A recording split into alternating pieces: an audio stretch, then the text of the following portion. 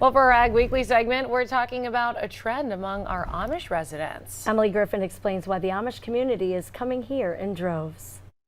North Country residents are used to the sight of buggies on the roads and Amish in the fields. But have you noticed more and more Amish over the past few years? So land availability and prices have attracted a significant number of new Amish residents here in New York State. New York State has the 5th largest Amish population in the nation and is the fastest growing Amish population in the country.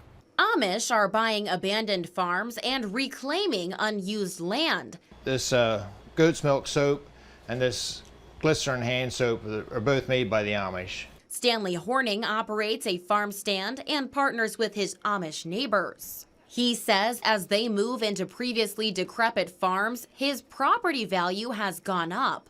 There's a lot of land that's been reclaimed by the Amish because they're willing to work harder.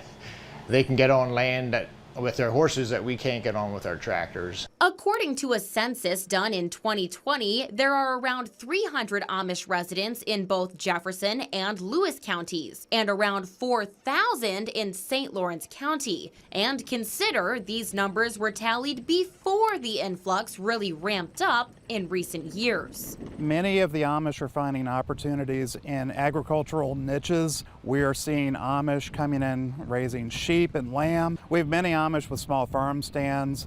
We have some that have timber operations. We have Amish building sheds in the area. The bottom line, they are excellent neighbors, and I'm so very happy to see them in our community.